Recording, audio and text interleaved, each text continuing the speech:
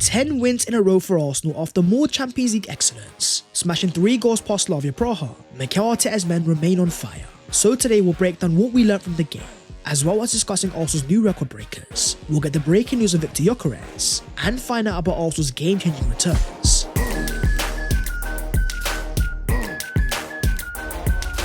Yo, what is going on, guys? My name is Bats14. Welcome back to your boys channel, and it's at 10 wins in a row, but we conceded a shot on target, so does it really count? As per my friends though, smash a like on this video if you do enjoy, and subscribe to the channel if you are new, helping your boy as we are getting closer and closer to 250,000 subscribers. But starting off with what we learned from Slavia Praha 0, Arsenal 3.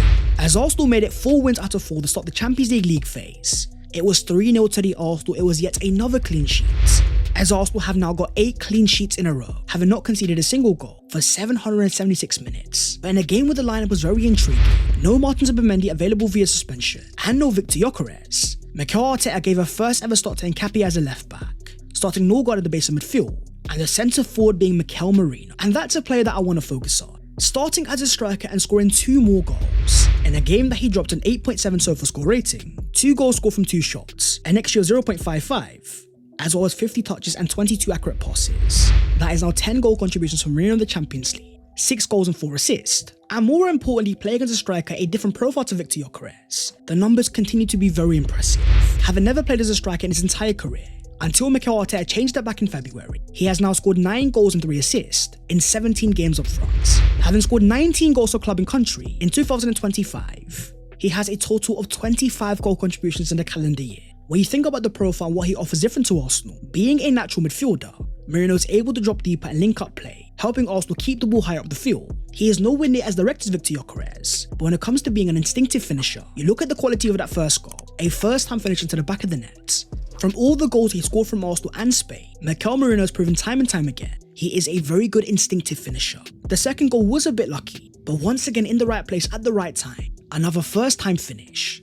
His numbers as a striker have come as a surprise. But more importantly, what I want to know, who on earth misprofiled this guy as a midfielder? Because seeing his numbers up front and seeing the goals that he's been scoring, we may have been robbed of a very good striker. But then you have to focus on Mikel Arteta's experiment. In a game where Arsenal had no Martin Zubimendi, Mikel Arteta went for a different approach in the Arsenal midfield. Of course starting Christian Norgard, but more importantly the role of William Saliba.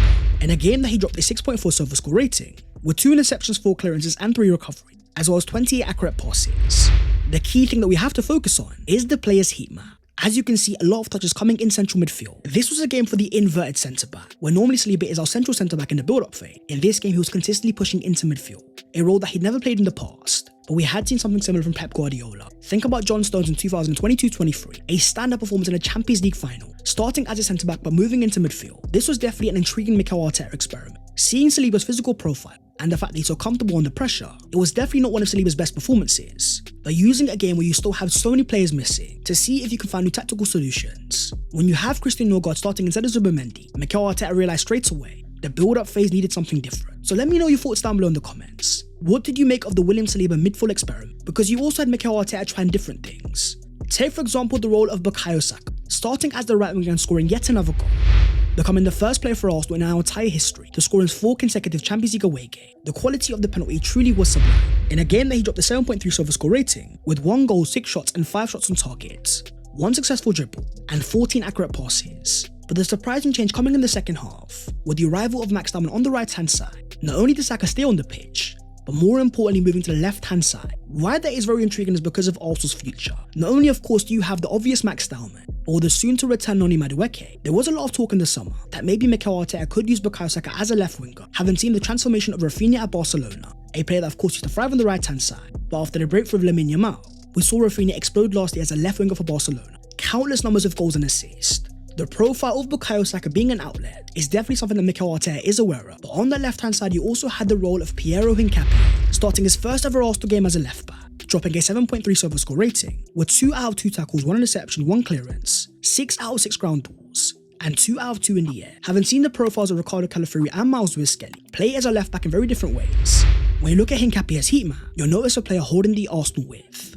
The whole idea of giving Arsenal a different dimension, more of a traditional left back able to hold the width and give Arsenal an overlap. Time and time again in this game, if you were to notice the position of Hincapie, he was playing high on the left hand side. Different to Ricardo Calafuri and Miles Lewis-Skelly, players often given far more freedom. Another experiment with an eye to the future.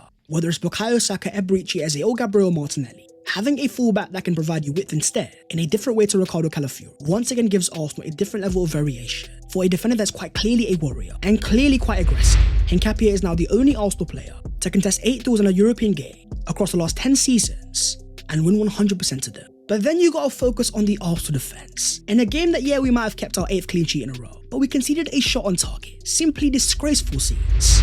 Jokes aside, as Owen Hargreaves said on commentary, for the Arsenal defence we're literally on shot watch. There's a force field around the Arsenal goal. That force field has a name and I call that Gabriel Magalhaes. After another standout performance with a 7.5 SofaScore rating, 4 clearances, 2 block shots and 3 recovery, 4 ground balls won, as well as 4 in the air, once again commanding the Arsenal box. The whole beauty of Arsenal not conceding that many shots on target is because of the ability of Gabriel Magalhaes becoming the master of a last-ditch challenge. For Arsenal, it is yet another record broken. Having now kept 8 clean sheets in a row, we have equalled a club record set back in 1903. Next up, you've got Sunderland, Spurs, Bayern Munich and Chelsea. Mikel Arteta has his chance to go clear, with Arsenal having only conceded an XG of 5.41 in all of our last 8 games. Apart from the game against Brighton, where you had of course 10 changes, Arsenal have been conceding barely a goal in every single other game, further showing that Arsenal's defence is sustainable. But then you had yet another record broken, with the introduction of 15-year-old Max Dowman, who now becomes the youngest ever player to play in Champions League history, 15 years and 308 days old, nearly a year younger than Lamine Yamal. Straight after coming on straight away involved, dropping a 6.7 SofaScore rating, 4 accurate passes and 1 successful dribble, as well as 2 fouls won.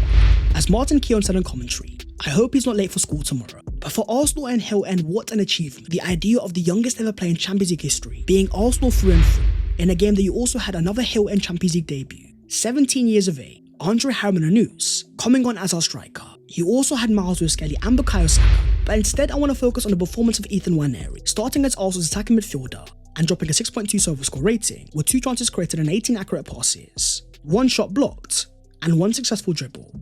It wasn't Ethan's best of performances, trying to play the role of Martin Odegaard, being the link between the Arsenal defence and the Arsenal attack, but the main issue being completely phased out. For as much as Nwaneri was trying, there was many parts of the game that was skipping him. Not a major concern at 18 years of age, but in a year where we're seeing Nwaneri being used far more often as that central Arsenal attacking midfielder, you can see exactly why Mikel Arteta has been reluctant. A player that still has a lot of years to mature, and so many facets to his game. It's very important to point out, I have zero long-term concerns for Ethan Nwaneri, but one thing that I am concerned for is rivals that I hate watching Arsenal. In a game that Arsenal had a 2.05 XG and Slavia Prague only 0.5, the stats once again showed dominance. 57% possession, with 3 big chances, and 14 total shots. For Arsenal in the Champions League, 4 wins out of 4, we become only the 2nd ever English side in Champions League history to have won our first 4 games of a campaign without conceding a single goal, joining Leeds of 1969-70. After years of Arsenal waiting to get back into the Champions League, we were all there back in 2016, watching us lose to Bayern Munich 10-2 in aggregate, completely outclassed on our way out of the Champions League. But after years of Mikel Arteta working on his Arsenal side,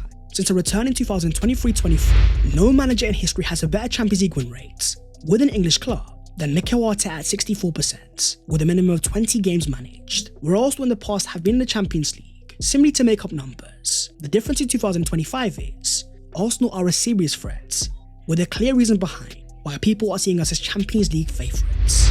But now let's move on to the breaking Arsenal news. On a week where you had an Arsenal return for former player Alex Oxlade-Chamberlain, spotted training with the Arsenal under-21s, currently without a club and trying to gain his fitness. The main concern for Arsenal fans was something completely different, the fitness of Viktor Gyökeres. After Mikel Arteta confirmed before the game that Gyökeres would definitely not be available for the game against Slavia, having not trained, we need to do more tests and the scans in the next few days to understand the extent of the injury. As then confirmed by Sami Mokbel, Viktor Gyökeres will undergo further tests this week amid fears he has suffered a hamstring injury, taken off at halftime against Burnley in what looked like a very minor injury, but clearly something that is far more serious. For Arsenal fans that have been panicking though, there has been some positive news, with the hand of Arsenal confirming the aim for Viktor Gyökeres is to be fit and ready for the game against Tottenham Hotspur. The injury is deemed to be on the minor end of the spectrum. More tests will be conducted, but the club are relaxed. That's why I think Mikel Arteta is trying to be careful. For an Arsenal striker that has come in and started nearly every single game, from the way that he presses and works so hard, to constantly getting fouled time and time again, even if it is to be a hamstring injury, the whole idea for Mikel Arteta is to keep the player fit, not allow him to go on international duties, to rest and recuperate, and be ready for some massive games after the international break. Because Arsenal will have quite a few players return, as confirmed by the Gunner blog. Arsenal hoping to have Viktor Gyökeres, Gabriel Martinelli, Martin Odegaard, Noni Madueke, and Kai Havertz all back after the international break, with the games that we have coming up of course being massive.